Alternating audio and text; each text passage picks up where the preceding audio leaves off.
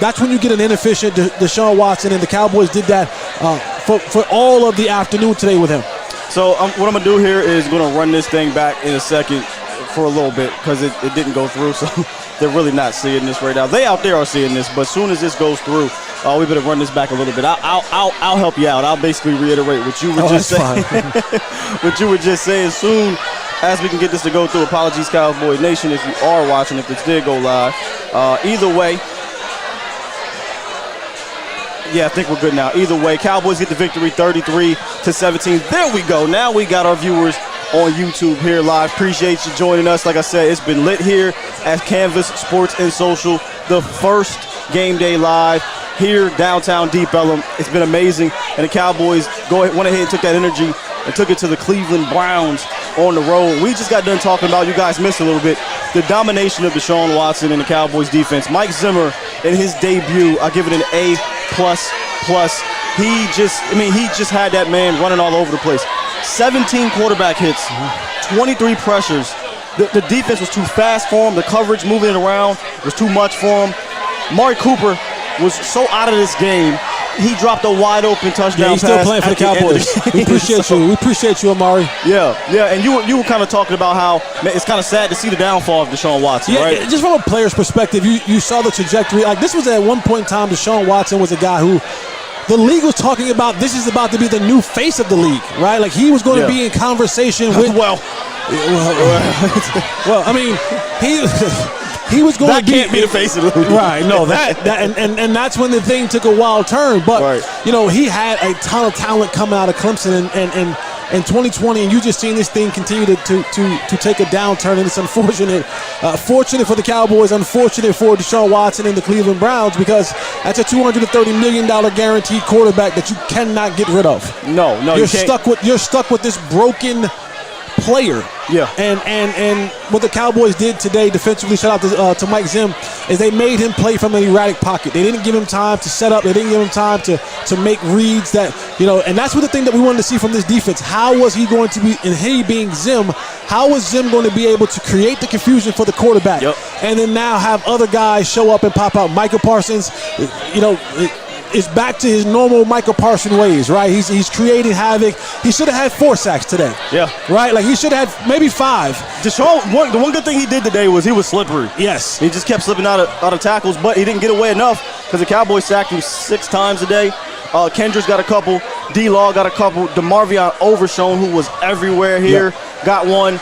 Michael Parsons got one. I mean, this defense was flying around. Like we talked about in the pregame show, I mean, I felt like this defense was going to shut this Browns offense down, but I didn't think they were going to sun them like this. They sun these boys, man. And that's super encouraging, because we had at least I had the questions on, was this defense going to be able to adapt to this new style in Mike Zim and be disciplined enough? And we talked about it while the game was going on, just being able to be disciplined in your rush lanes, assignment alignment football, and not give up those big plays, because last year this team played a lot of YOLO football, right? It was a lot of, just play to your athletic ability and just go do what you do and try to make a play, and it ended up hurting this team a lot last year in many different situations. But you saw, at least for game one, you saw this defense come out, be assignment sound, and proper rush lanes, people being where they're supposed to be, and them being able to make plays and shut a whole entire offense down. The linebacker play looked night and day from last year. DeMarvion Overshown, Eric Kendricks led the team with 11 tackles for Demo,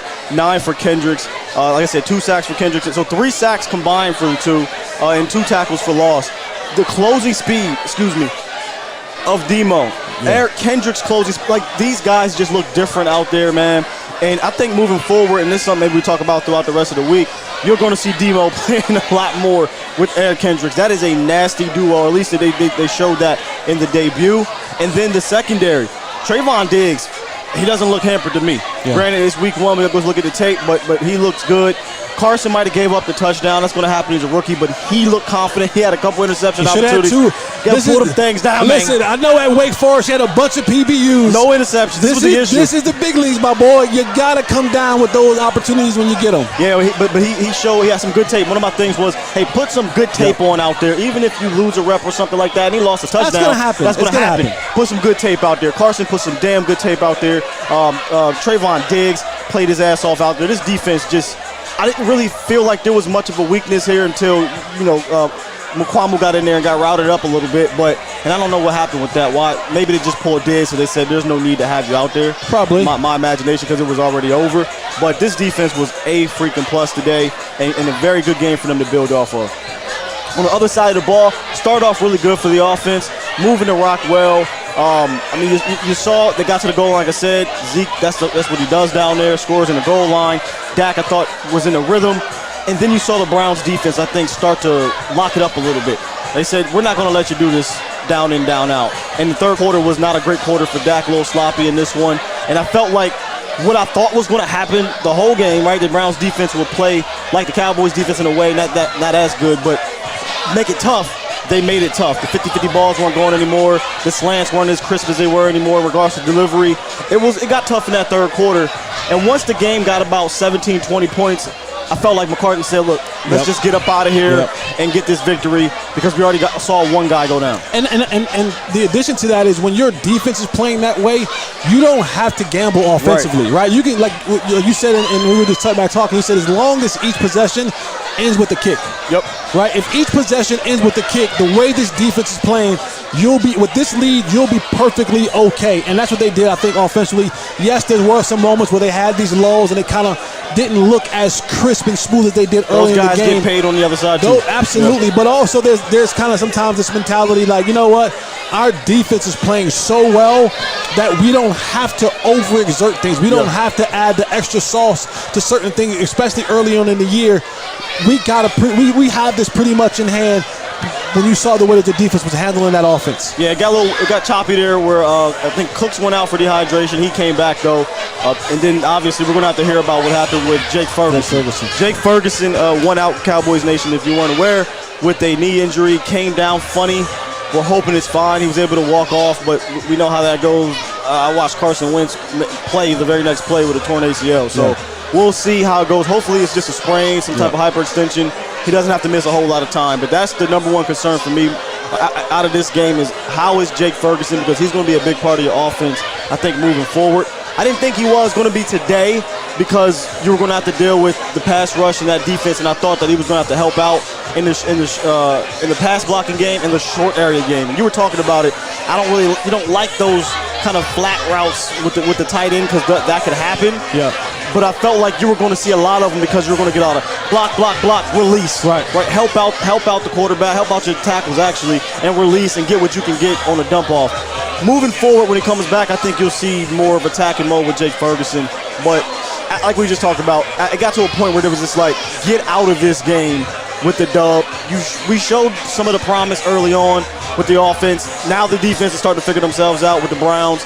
It is what it is. That's a good defense that started to figure it out. But your defense was better today, way better. I'd argue it's better.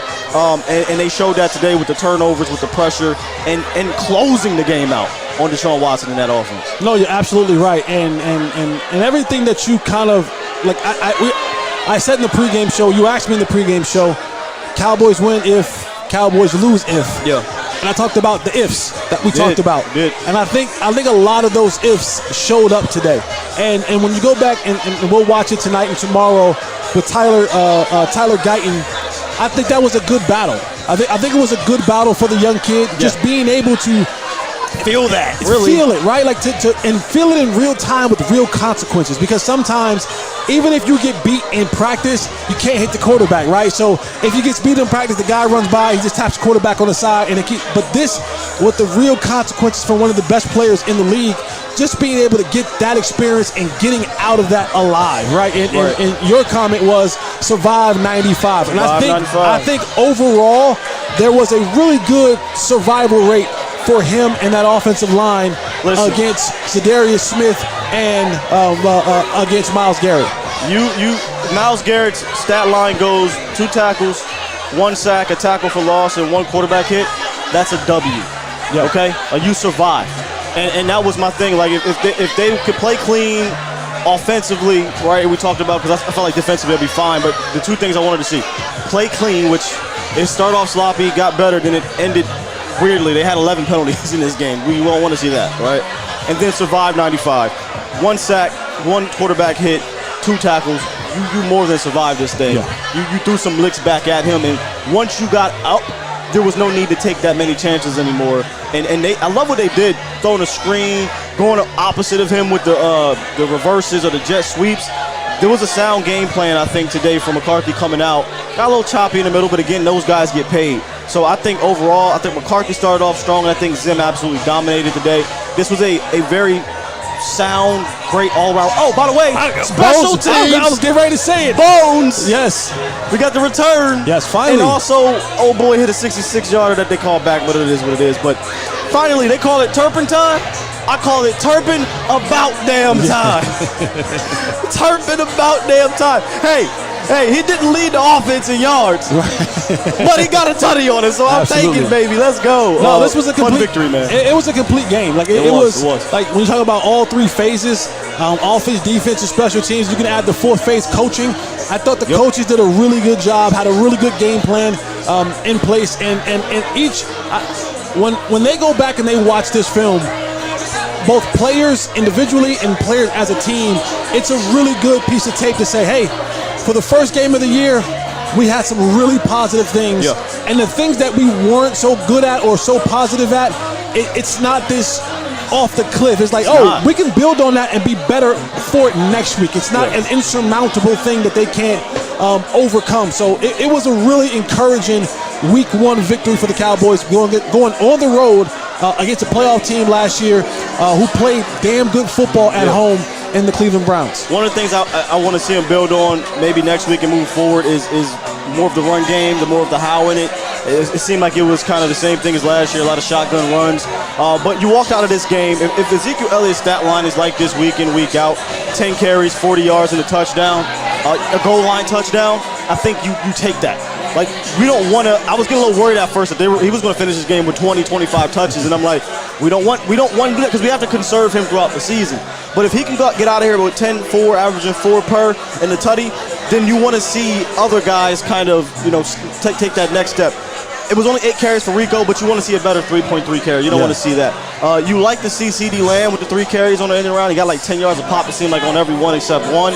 So maybe that's how you supplement not really having that explosive, back in the backfield. But that's the one thing I'd like to see moving forward is, all right, let's see this run game, the how, maybe add a little bit more tweaks to it and complement the pass game a little bit better. Because when it got wonky there in that third quarter, we couldn't really lean on the ground. It looked like the same old same to me. Yeah, and as this offensive line continues to Yeah. grow, right? Like, I do a show 5 days a week with Nate Newton, and Nate Newton always talks about offensive line and their ability to grow their cohesion. Yeah. Right? Like, you practice together, and that's one thing. And some guys may play some preseason games, but it's something to be said about when you guys actually go out there in live action. So as the more these guys begin to play together on that offensive line, being able to understand what the moves are, and coaches will add more onto the rookies.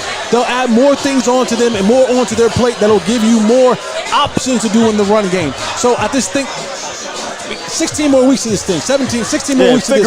They're figuring it out, but today's a really good start, and they'll get better as time goes on, and guys will find their rhythm, and matchups makes games, right? So certain teams may give you something different that you may be able to execute on, you may be able to exploit. So that's also a thing that has to be, I say styles make fights. So that's another thing that they have. Every single team is going to present a different issue or a different way that they can attack them. I can't wait to go look at the film, but overall, you tell me you come out this game and the Browns' experienced defensive line, pass rushing wise, only has 4 quarterback hits. Yeah, 4. I'll take that. Now the run game's a different story. That's how it was last year, right? You had moments where your pass was fine, but the run blocking wasn't. We'll have to go back and look, but I'll take this all day. If you got 2 rookies on the front and your quarterback got sacked 3 times, sure, but he was only hit 4 times in this game, and he dropped back about 35 times. So just again, all around complete victory. And each level, right, you'll have things to take away from special teams, offense, defense, to say, hey, man, let's work on this, but it's nothing egregious. Right. So you love those type of victories, man. Cowboys start this thing 1-0 on the road, too, by the way, against what we assume to be a quality team. Maybe we made a quality team look bad. You know how that goes. Maybe tomorrow they're going to be talking about a bad team, but I don't care. It was all about getting out of this thing with a dub, getting out of this thing with good tape and healthy. We'll see on Jake Ferguson, but they check the other two boxes, I think. No, absolutely. And not to just gloss over that, like, this is going to be really, whatever the outcome is for this Jake Ferguson situation is going to be really big. Yeah. Not only what he's able to do in line, what he's able to do as a receiver, but we talk about identity and attitude. Like, if the Cowboys had to identify offensively who was the attitude era for that defense, I mean for the offense, it's Jake Ferguson, right? Like, he gives you that attitude on the offense, and so not having him can also, hurt you in the scheme in the game. Yeah, exactly. You know what I'm saying? That might change the whole plan. But also be able to say, this is a guy who we know is a dog. He's a dog. And sometimes it's tough to replace that from someone else who it just naturally comes from him. He's a dog, but the Cowboys went into the dog pound and went out of there and made those dudes look like no, they was made those dudes feel like puppies, man. But we're gonna get up out of here. I'm gonna mute myself real quick.